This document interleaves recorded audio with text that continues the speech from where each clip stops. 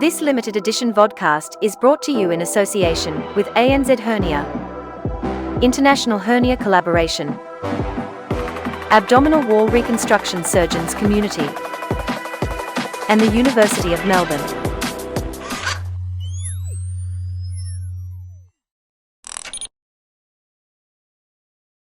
Hello, good evening, and a very warm welcome to the second episode of the Hernia Hub. My name is Roshan, and in today's episode we will be joined as ever from a man who needs no introduction to AWR enthusiasts, a man who's also noted for being the most famous Tesla driver in the Goulburn Valley, Professor Ramana Balasubramanian. Welcome, Ramana. Hi. It's been an interesting month of travel for you. First of all, we attended the Young Turks Summit in Goa, which is a spin-off organisation of the AWRSC. That was a really outstanding meeting, and clearly it was a real joy for you to be present there. Can you tell us a little bit about the Young Turks and your involvement in the genesis of this special community of surgeons, which I'm happy to say I'm proudly part of now? Well, it was basically a mentorship group which I created way back in 2017. And this was about not only teaching surgery and techniques and helping people find their way in their own practice and career paths, but also sharing my thoughts, my perspectives on life in general. So overall, what I've always believed in is the Indian culture amongst doctors specifically is very reverential. They are very, very respectful to everybody, especially those who come from different environments, those who are older or more senior or more successful. What this reverentiality does is it brings down the scientific part of you. It doesn't allow you to ask questions fearlessly. So it inhibits your thinking process. You become more of a yes person than a free thinker. So this is essentially one of the most important things that I have tried to do, and I think I've been successful to an extent. I tell people to be respectful but not reverential, to be fearless and question anything and everybody. So it's a completely honest culture that I have encouraged, and I think it has stuck to a large extent. It has become pretty central to the existence of the surgical community in India today, and these young surgeons have now become very prominent and very successful. They're doing very well, and I'm very proud of them. Ramana, would you say that this is amongst your most proudest achievements in your career to date? I don't believe pride is very important. I think to have a sense of self-esteem is important, but pride, I think, is overrated. But I feel very satisfied that I've been able to contribute, and people reflect that in how they interact with me. And more importantly, long after I would have gone, people would continue to live by those values that I cherish. So that's very important to me, and it does give me a little bit of a smile when I think about it. Well, I'll just mention the Young Turks Society. Some of them will be watching this.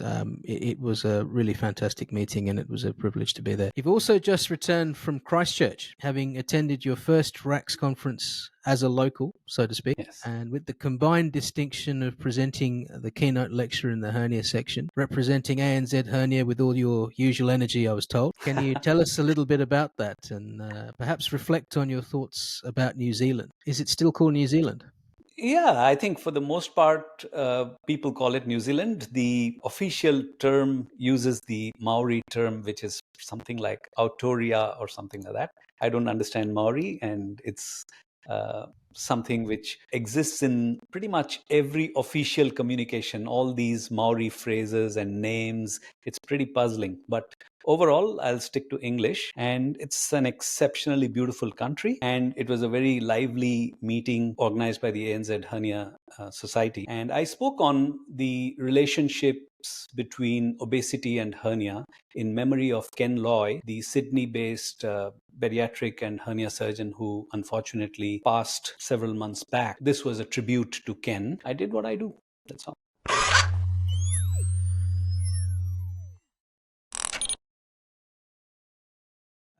You and I have both had quite a lot of fun putting the first episode together. This is our second episode, and we're very privileged to introduce Flavio Malcher as our guest expert today. Flavio joins us from New York. He's an absolute legend in the AWR global community, has pioneered a wide range of hernia treatments, and has been responsible for many of the recent advances in AWR surgery. Flavio, good morning. Thank you for joining us at Hernia Hub. I am mindful that it's 6 a.m. your time, so we appreciate you sparing the time for this. Thank you so much. It's really a privilege to be here with you all, trying to bring some information, some new material for your audience. It's early here, getting started to a new day, but it's really a privilege to be here with you all. Fantastic.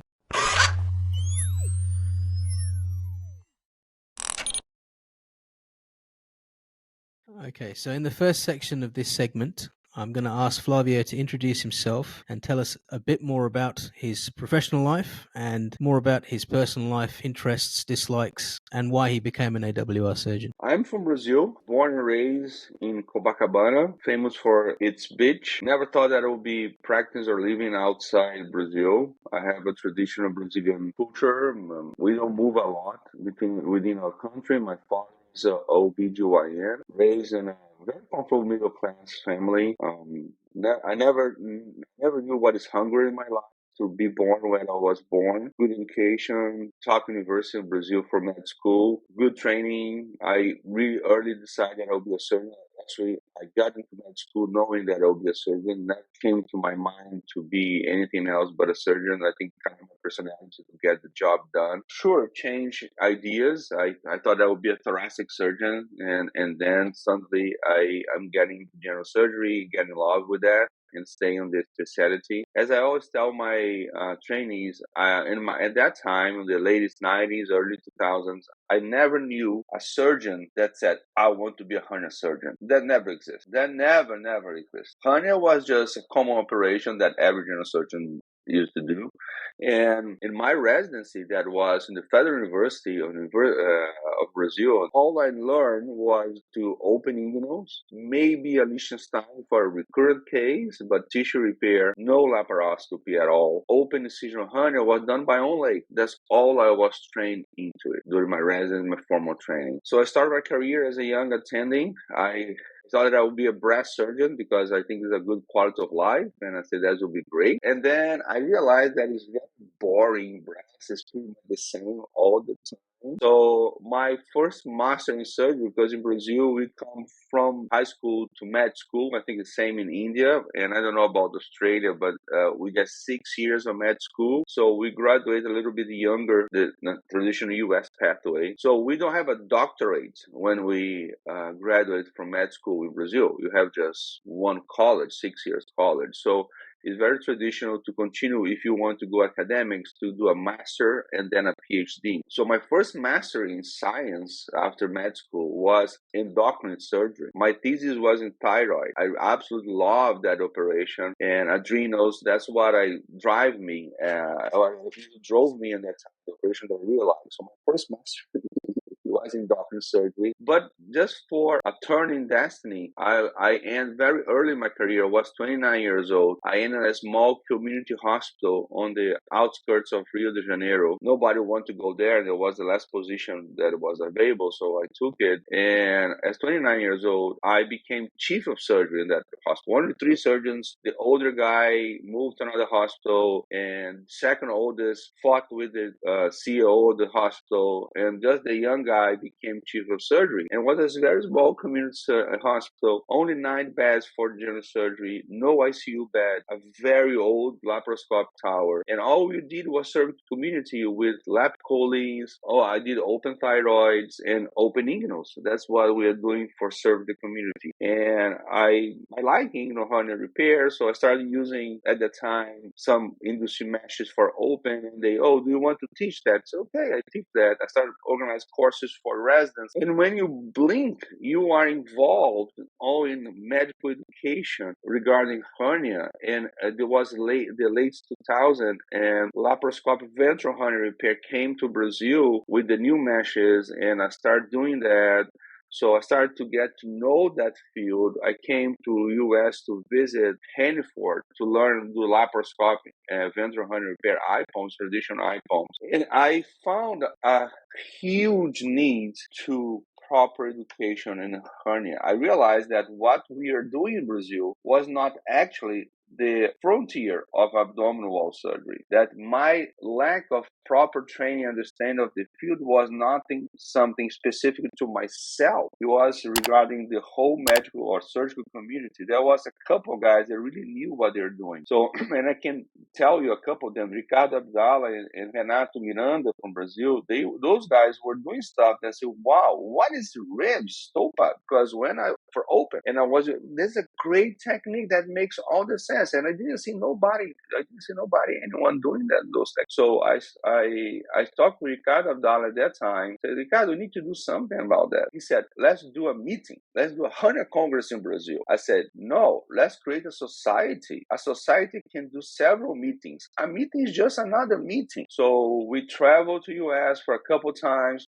try to understand what is a hernia society. And with that, at the end of 2009, we found the Brazilian Hernia Society. So that's when everything changed. Because when you put together people with same interests and they are detached from their own pride, and I don't think pride is such bad, Ramana, but I understand what you're talking about. What stubbornness overcomes pride, that's when you have big problems. But we put together a few folks that were interested in abdominal surgery in Brazil. I can mention Júlio Baitoli from Brazil, Leandro Totti from the South. We found the society, Brazilian Society, end of 2009, 30 folks, and then just everything spin off. And when I started my university job, I got out from that small community hospital, went to a bigger university hospital, and I started doing almost exclusively hernias open at that time. Everything just spin off because I benefit from being together with guys dedicated to abdominal wall. So we all learn from each other. So that's what really I fall in love was being together with your peers and sharing knowledge and teaching. You always say that the best way to learn is to teach. So you learn so much by being in the right environment. And when we blink, you are a hernia surgeon.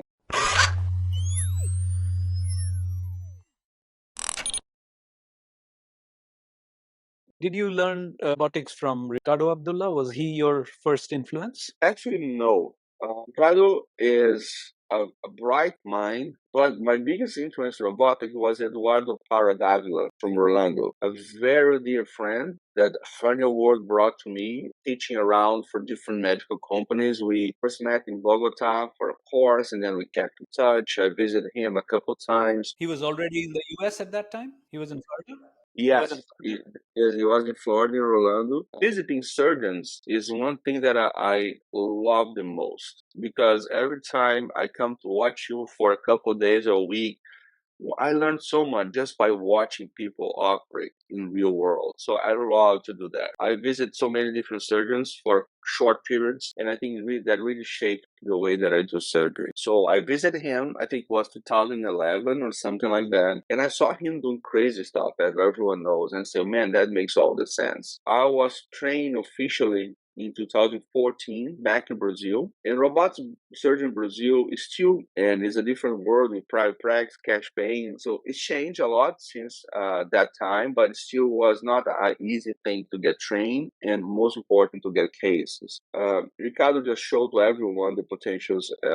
He really thought outside the box. What is the surgical ecosystem in Brazil? Is it mostly private practice or mostly public? Brazil has a mixed system. 80% of the healthcare in Brazil is public and is universal. So if any of you guys are visiting Brazil and you have appendicitis, you walk in a public hospital, management done, surgical, whatever is necessary, you work out, come back to Australia and don't pay a dime. So it's just free public access, but 20% is private. You imagine that public is not the ideal quality and access, and 20% is now maybe 25 is private. The private means for private insurance. Cash payer is extremely rare. Healthcare is extremely expensive, even for the rich. The rich will have good insurance. Nobody has no insurance in Brazil because if you can't pay a good insurance, you just go public. To get bad insurance, it's the same to go public, but cheaper.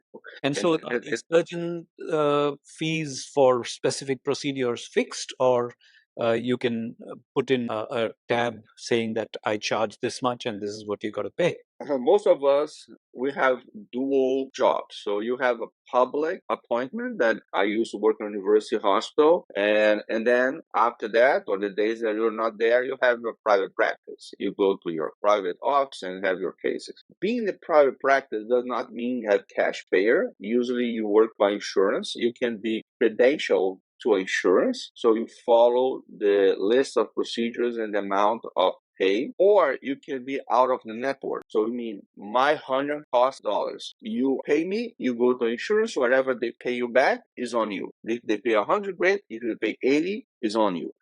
So most of the more prominent physicians, not only surgeons, they do their out of the network. So you charge what you think, and the patient usually get reimbursed for part of it. But that's a big chunk of surgeons or physicians that work by directly charging by insurance, and that is a very low pay. Okay, even in private, it's very low pay, is it?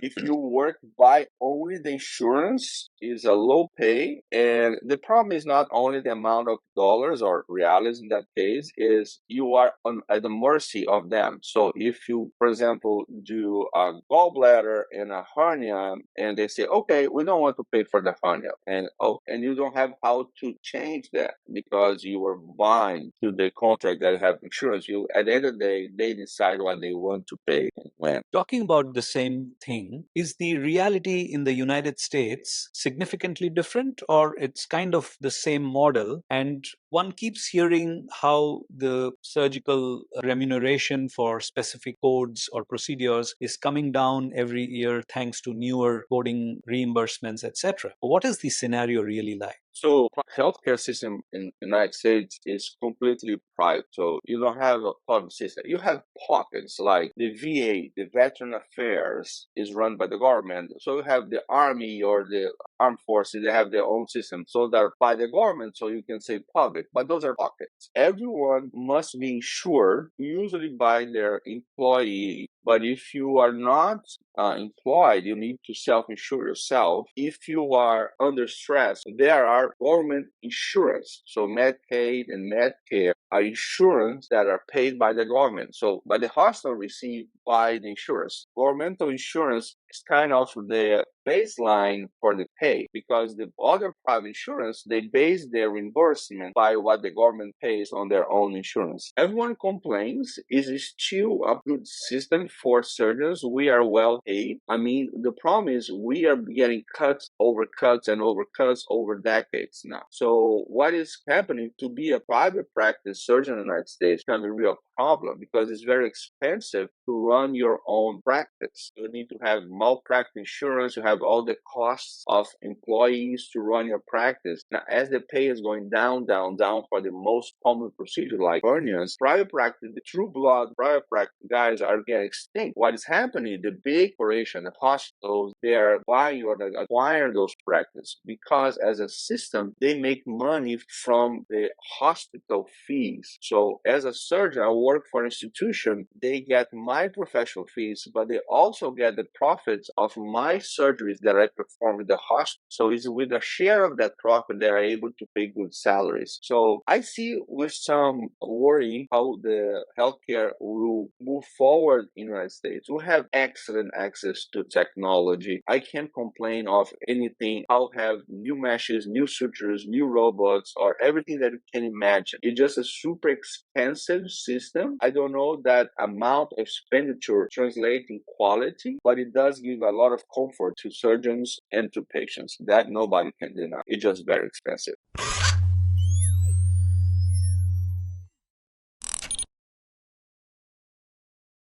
Can you describe an incident, Flavio, has shaped your career and markedly influenced who you are, what you are, and your surgical practice to date?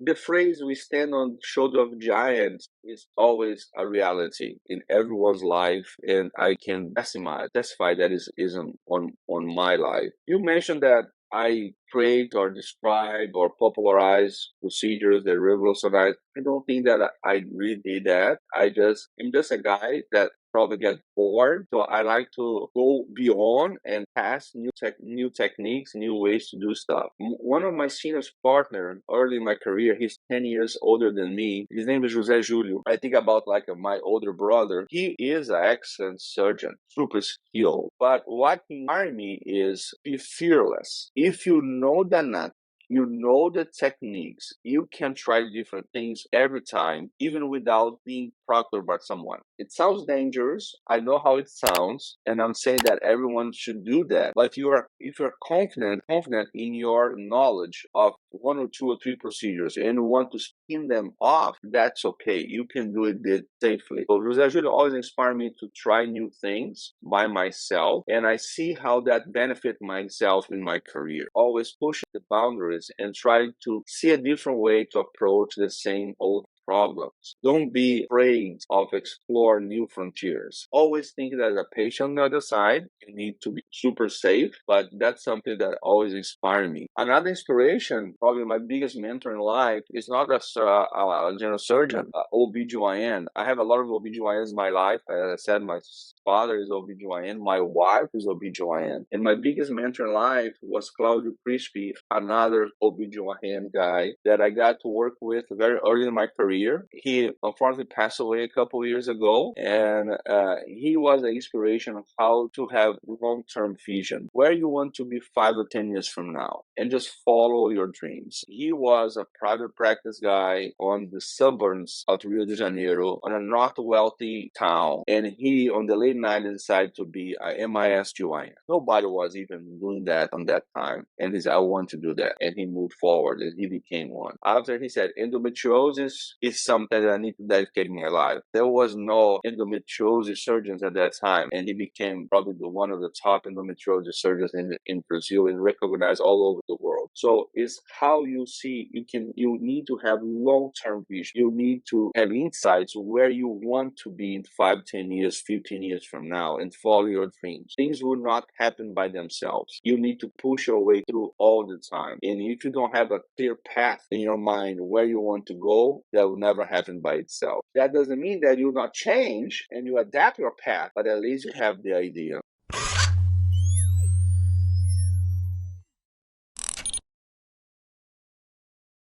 Going back to the topic of billing and coding related matters that we started talking about, it's a common complaint, I think, across the world that surgeons say that the harder we work, the less we get paid. You do a 6-hour AWR, it's not anywhere near what you think you deserve to be paid. And you probably get paid better by doing some skin lesions and small cases like piles or colonoscopies and things like that. So how do you think we as community, though we are not one entity, how can surgeons work their way into being more productive in financial terms, especially when you're talking about private practice? What do you think is the way forward? It's a very loaded question because every country have a different reality, but it's a common repeated theme. I think first, we are so mindset of complaining and not taking action. So as I mentioned before, I was a division chief very early in my life, and something I learned from that time is never bring me a problem, bring me the solution. So if you have a problem, come to me not with the problem, come to me with the solution. Together, we'll find out how to implement the solution for your problem. So instead of, I'm not a complainer. I always find solutions for my problems and try to work it out, even with my bosses, because everyone has a boss, that's a boss and a boss. So we complain of 6-hour abdominal wall reconstruction that we underpaid, but we don't complain about the 20 minutes inguinal hernia that we do and we got a decent pay, right? So every system is designed to have an average. It's almost impossible to predict exactly, to mention, put amount of dollars to the work that you do one case. The system needs to have an average. So we always remember the top ones, but we don't remember. First of all, we don't remember the easy ones. That was a good pay. I did a sleeve in 35 minutes and I make money. I did a tap, tap in 25 minutes and it was a decent money. I'm not saying that we're not underpaid. I think hernia across the board, Brazil, US, I heard from different other countries is kind of some underpaid. The scenario for hernia surgery changed so much. We need to remember that when those codes were created, hernia repair was, hernia was a tissue repair and incisional hernia was just closing somehow and patch a mesh on top of the fascia or inside the belly. People did not know how crazy we would go into the abdominal wall and create these techniques that transfer tissue. We do myofascial needs here and there. So the system needs to adapt. I think that tailing back to my first comment is on our end. We complain, and we don't take action. We not work. We need to be organized as a community. Go speak up with the ones that take the decision. The problem is we are not organized. And you know that because you try to organize communities. So you know how disorganized we are as class physicians. In Brazil, one problem was the unfair competition because probably the 10 top hernia surgeons in the country say, oh, we don't accept that anymore. You'll be 100 more that say, we do it. We do it for 30% off. Insurance companies, sometimes they don't see the value. So it's not only how much cost to the operation, what's the value of that outcomes long term. You try to talk with insurance about long-term outcomes. They don't care because they don't know if the patient will have the same insurance 6 months from now. You try to talk with outcomes with the hospital systems. Sometimes they don't see it because after 90 days, if the patient has a recurrence, it might be a better option because they can charge again for the next operation. So it's a value proposition that needs to be, the voice needs to be raised by surgeons, organized way. That's much easier said than done. So I don't know exactly how to motivate surgeons to speak for themselves as a community, but for me, it's the only solution. Otherwise, everyone just keep doing what they want and try to survive one more day.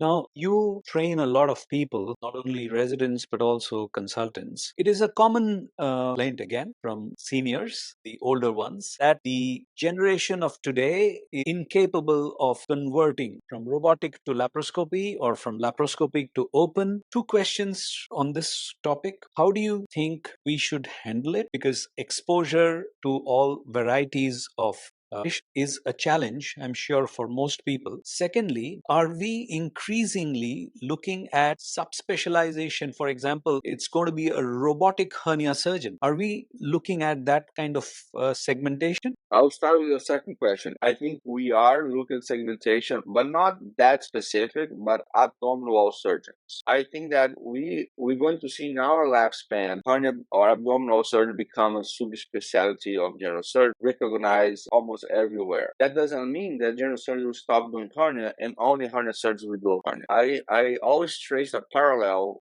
For example, HPB, hepatopancreatic biliary surgery. Every general surgeon should be able to do a cholecystectomy. Every surgeon does that. But every surgeon does left or right hepatectomy or a liver transplantation. The specialists do that. HPB guys do that. There's one or another general surgeon that have a special interest and they do hepatectomies, but at large, need a liver resection or a liver transplantation, you go to a specialist. And that's okay. The same thing will happen in abdominal surgery. The traditional inguinal hernias, primary hernias, small primary ventral hernias, they will always be general surgeon stuff. But when you have a recurrent inguinal or a incisional hernia or a complex situation, those patients should be managed by the guy that dedicate themselves to abdominal surgery. So I think, yes, you have more and more specialization in abdominal surgery. Regarding training and conversion, it's so interesting because I just turned 50 years. It's interesting to look back and see how things change in your career. I witnessed laparoscopy wave. I was trained in a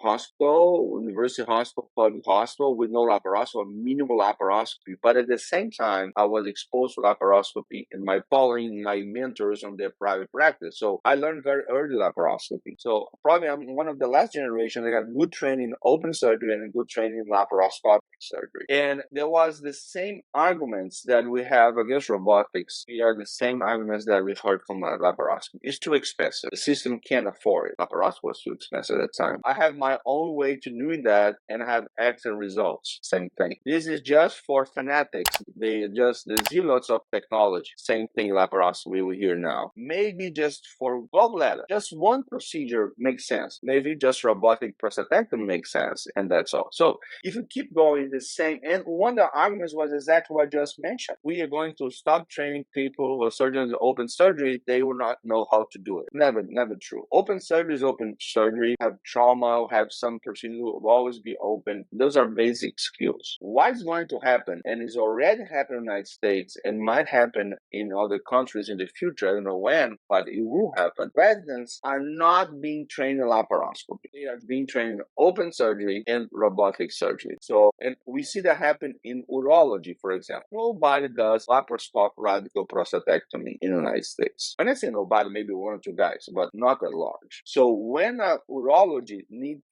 to convert a robotic prostatectomy, never convert to laparoscopy. Laparoscopy is harder than robotic. A conversion is robotic to open. We as a community, we would not have in laparoscopy as I have, as you have. That will end in the United States. Laparoscopy as it exists, mark my words, die in abdominal wall surgery in the United States. It may take 1 decade, 2 decades, I don't know. But surgery in the United States, the new generation not know how to do a laparoscopic abdominal wall reconstruction. They will know very well to do robotics. So, and that's a bad thing. I don't know. I don't think so. I think robotics is just laparoscopy. It's just advanced laparoscopy. And I'm pretty sure that I will see, maybe I'll be retired, but I will see we discussing abdominal pre and post robotic. How things were before robotic came into the play and how things are now after the real minimally invasive surgery and abdominal wall. That's what robotics allow us. As we see gallbladder surgery before and after laparoscopy, we're going to see abdominal wall surgery before and after robotics. Because it's the ultimate way to see how we can do minimally invasive surgery to abdominal wall.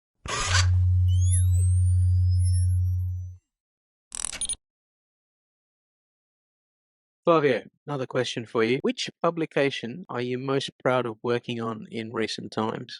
That's a good question.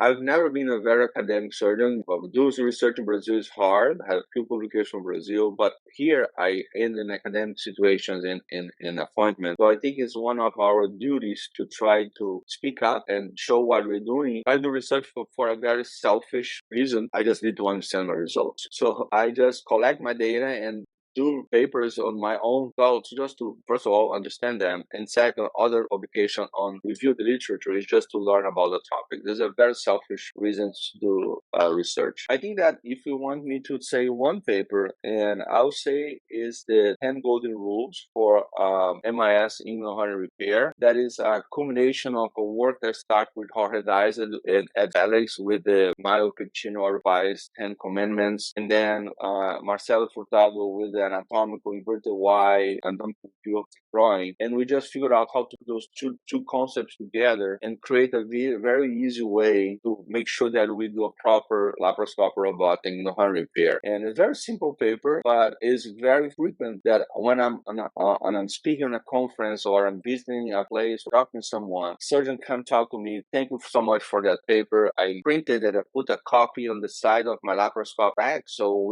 my resident can follow those rules. So I think that is probably one of the publications that have more impact on the community. So that's why I think it's probably one of the most important. I have to admit that until I read that publication, I didn't particularly understand MIS inguinal hernia surgery particularly well. So yes, I can attest to that. That is a landmark paper.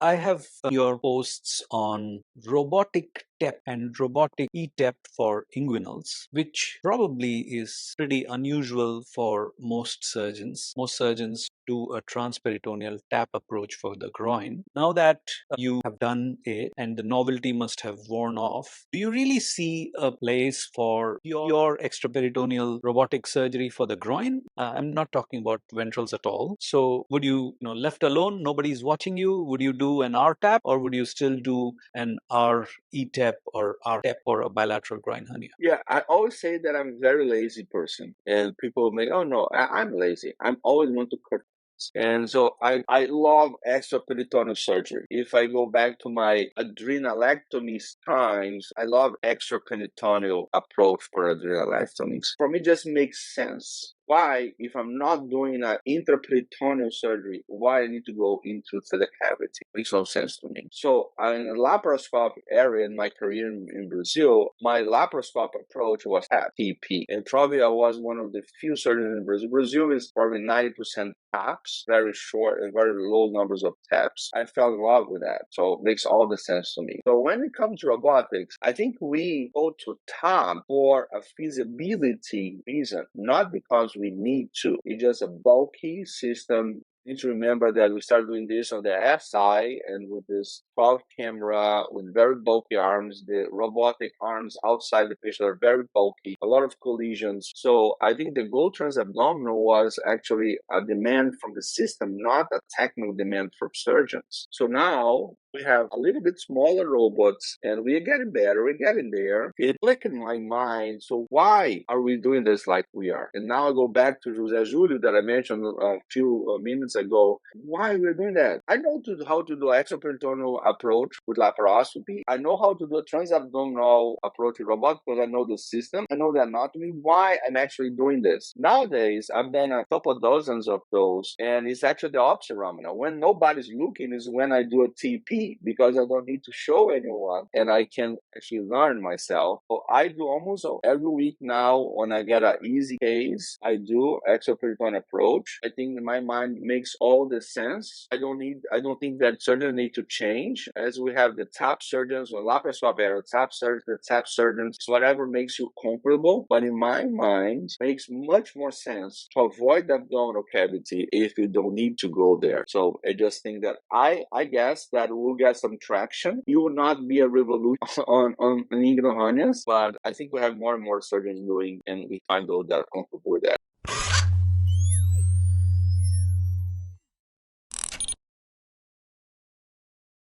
You are president-elect of the American Hernia Society and you're organizing this meeting in September. So a couple of questions about the AHS and your role in it. What do you think is changing or has changed or will change significantly about the AHS in the last couple of years and the next couple of years as far as your knowledge and experience goes and your intentions go? And what's going to be special AHS at Chicago this September? So one needs to understand how HS work. We don't have time to get a lot done in our year as a president in just 1 year. A big organization moves slow. I mean, there's no way that we can it's different for running surgeon community that you have your own rules and you can change things, you can implement change. We have bylaws, we have committees, we have all the administrative organization of the society. But on the other hand, to become president, you serve 4 years because you are elected treasurer, then secretary, then president-elect president. So you do serve the society for 4 years. And most of us that are elected, we serve in the board of government as well. So I served 6 years as a board member, and now I'm in the 3rd year as that committee. So I've been serving specific AHS for 9 years, and next year will be my 10th year. So I've seen change. I mean, AHS was found in the late 90s with old dudes of hernia surgery, and they got a lot of value. And you can Arthur Gilbert and Guy Veller, or Carl LeBlanc. So those are old names that at that time they organized themselves. And then we have some change in society when we have Hanford and Rosing running the society, then kind of the newer generation, more MIS-based generation. And now there's a lot of effort to have really young surgeons in society. Because if you look back, those surgeons that were running society, they were in their 50s and 60s. And now we have people in the 40s running the society. So I think that is a clear move to have younger generations doing the job. What brings thoughts and some different energy. And what I'm trying to do in all those years, the only reason the society exists is to serve their members. Society does not have no sense. It has no benefits to the members. So many societies, so many events. So we need to really see how we can bring value. So that's why I've seen nowadays for the last 2 years, much more activities on the society. We have a whole new platform of education-wise online for the members. We create a practice committee to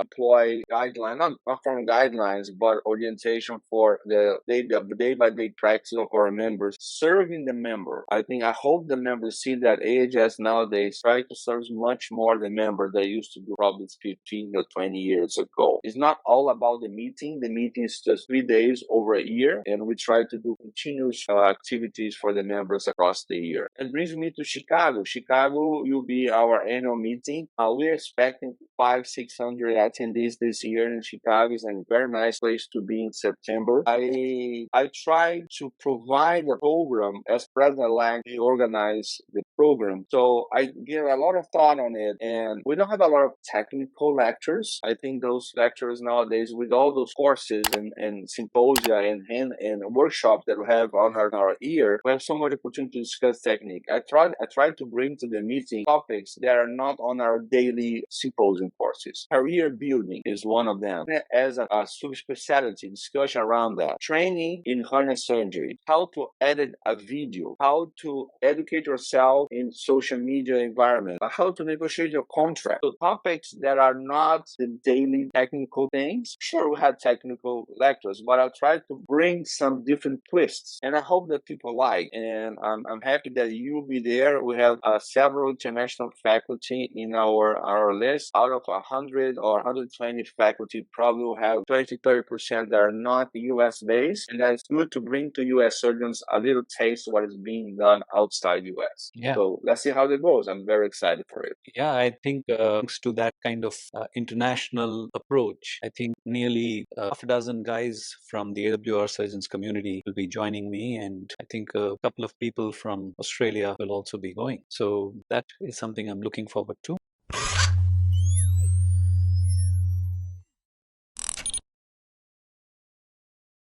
I mean this in a very philosophical sense, but do you have any regrets? Anyone that looks back might think that, oh, I would have done this or that different. I would not dissect the last pocket that gave me the bleeding, that gave me the hematoma. We always have this, hindsight is always 2020. That's what you say. But that being said, big regrets in my life can't have, because I'm so fortunate to have the life that I do. And I think that sometimes my kids, they don't realize how blessed they are. And we got tangled on our daily problems that we lose sight of the bigger picture. That I have a nice house, that I have food on my table, that I have such comfort in my life. We need to be blessed about that. In my career, what I was able to do, to come from Brazil to US to practice in a huge institution with all the resources that I have, and why we still complain. So I think that I cannot have regrets, because I'm super thankful for what I accomplished in my personal life, in my professional life. So I don't have regrets, but I always look back and I see things that I should have done different, and I try to learn with those thoughts with my hindsight. Just raise my hands to whoever you think believe is up there and just say thank you. It's a fantastic answer. Thank you.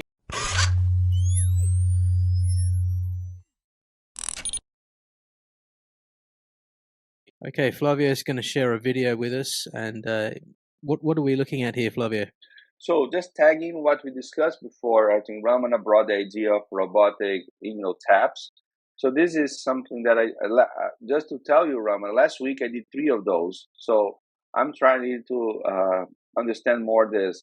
So this is a male with a very simple unilateral primary left inguinal hernia. So as you can see, number 1 here is over the umbilical left side, the pelvis down here. This is the umbilical area. I just open this and position a pacemaker balloon to the pelvis. You see down there, and deploy this pacemaker balloon into the pelvis. So we have the initial dissection. And then, once I remove that balloon, I'm going to position the intraumbilical port. I'm going to show you, this is usually in an intraumbilical incision right there. So you need to aim down more or less your port to go to the pelvis, and that will be my camera port. Now I have my left hand very high on the left side, so I can have space to work on the ipsilateral location. And if the balloon does not create enough space to the contralateral side, you can use a hook or any laparoscopic instrument to open a little bit more space. Again, this is a unilateral inguinal hernia.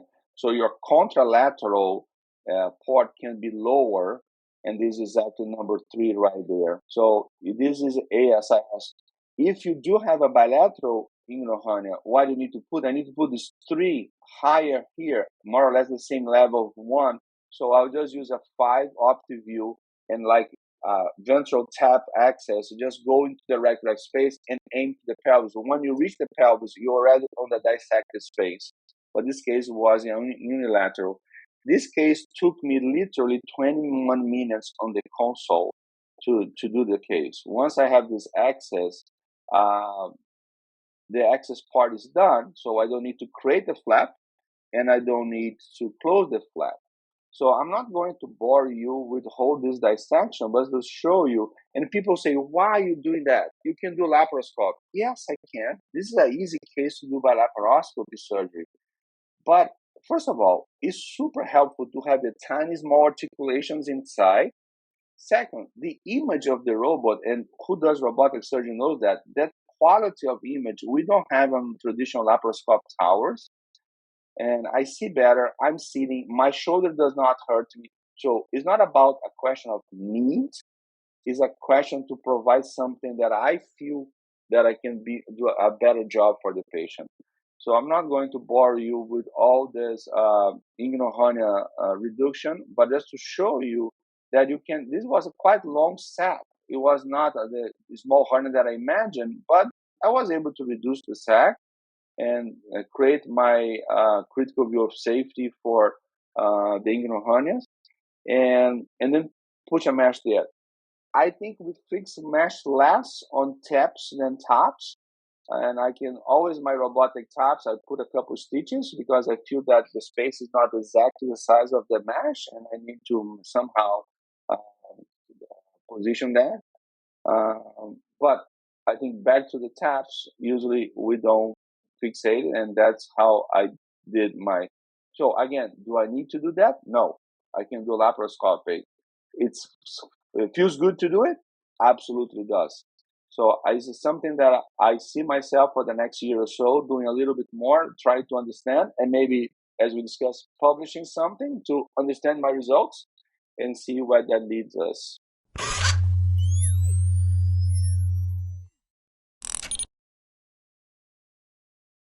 Right, Flavio, one word answers. Favorite city? Rio de Janeiro. Favorite surgeon? Was actually my older brother, my mentor. Best food that you would have when you to really make you feel good? No judgments. Pizza. All right. And what's your favorite drink on a Saturday evening? Coke Zero. You're a teetotaler. No, I don't drink. Right. I remember now. Your favorite meeting? AHS. All right. Cool. That's it.